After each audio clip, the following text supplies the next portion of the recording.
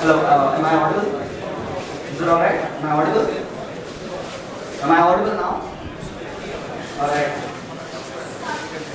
Good evening, ladies and gentlemen. As a lot of proposition speakers have mentioned, science and technology, Indian science and technology, was successfully linked and went hand in hand with Indian traditions in the past. Unfortunately, they're talking about an ancient past. Now we're living in a modern, globalized world.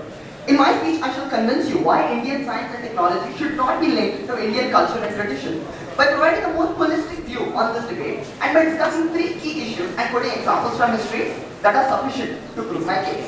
One, why science and technology cannot be linked to one Indian culture. Two, what may be the consequences of forcibly trying to act it out. And three, how is delinking science and technology from Indian culture more beneficial? Now, coming to my first point, first of all, the terms science, technology have sufficiently been defined by the previous speakers, so I shall be expanding from there. What is Indian culture now anyways? India is only a confluence of several religions, languages, castes, creeds, etc. And our culture right now is just hijacked by several informal institutions like the Vishwa Hindu Parishad, Khap Panchayat, etc. etc. So in order to mold science according to one culture would be equivalent to rejecting all the other cultures. Now, one might argue that science and technology can be shaped keeping in mind all such cultures, but the thing is, there are such vast differences between every one of these cultures that it is impossible to bridge the gap. What are those differences? Well, you can have a look at Indian riots and protests all around India that this country has witnessed so many of to know what those differences are. Now, secondly, I have proved that the very idea to synchronize science and technology with one Indian culture is just impossible. Secondly, what would happen if we do try to do this, just taking this point out? Okay, the issue of the Nazi regime has been discussed before, and that's a brilliant example of the detrimental consequences of mixing of science and culture. One more example that I would like to provide is that in Iran tried to make a precondition of having a proficiency in Islam in order to attend higher institutes of learning. Now, the effect of this was that already Iran has been Islamized to a great extent, but has it lent to Iran's technological advancements? Well, as we know, Iran borrows most of its technology from its ally Russia, and that too only in response to the technological advancements that go on in the USA. So, as we have seen, there are not many noteworthy benefits of trying to forcibly incorporate science and technology and link it with culture. Point 3. What would happen if we de-link science and technology from culture? What are the benefits of that? Now, South Korea had faced brutal colonization, the Korean War, military dictatorship, 1990s Asian financial crisis, but it responded to all of them by aligning its technology with that of the rest of the world. Israel did not limit its scientific knowledge in their old traditions and culture. Rather, it took the US's help in developing its technology in all fields, including education and warfare. And look where it is now. It is at a much higher technologically advanced position than all of its Middle Eastern counterparts. Now, speaking about US, there is a difference between the definition of secularism in the US and in India. In India, in the name of secularism, what the state tries to do is it accommodates all sorts of beliefs and traditions into its state workings.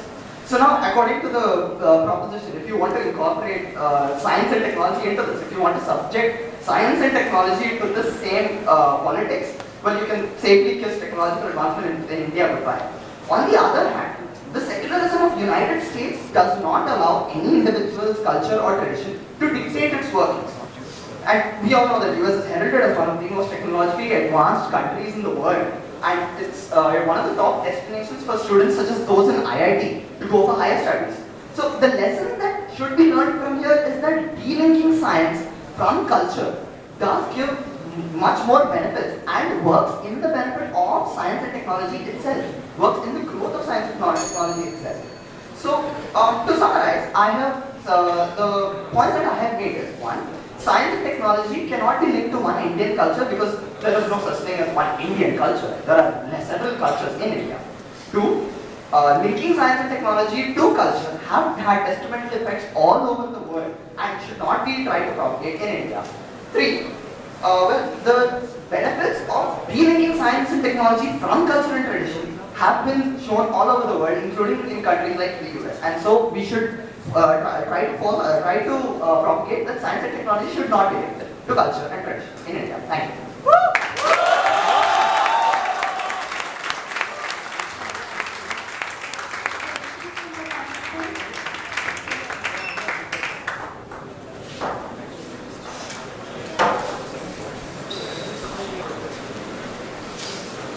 Friends, you have mentioned the name of Israel in your speech, so I have to ask you a question. You know in which language Israel education system is going on?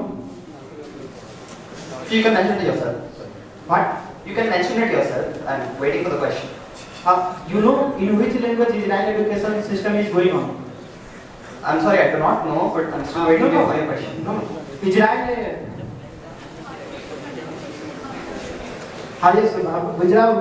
Israel education language is that means Yahudi and Yahudi language. And Israel have got almost 11 Nobel in science and technology after 1947. But India have still not got any 7 because Israel culture is, that means culture means not only in culture you also consider language. So Israel had got 11 language and their education system and research system is going on in Yahudi.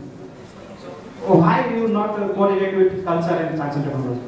Alright, so my friend's question is that Israel's culture is related to its language, which is Yehudi, and Israel's technological developments can be linked to that. Well, my friend, my answer is that Israel does not limit its technology, it does not limit its science and technology to this particular language. I have had friends who have gone to Israel, who have completed internships in Israel, which is why I am saying the technological advancements that go on in Israel do not limit themselves to Yehudi. On the other hand, for example, let's say China. China tried to incorporate the same thing into it. But the thing is, in around the 1950s and 70s, there have been 10 years where institutional universities have been closed down in China. They had a lack of technical expertise, they had a lack of doctors, scientists and architects in China, and their annual grain production had decreased to those levels in 1977 to those of 1955. So, in this case, if you want to correlate Israel or China in this case, then I do not think that forms a pretty good case for India. Thank you. Thank you.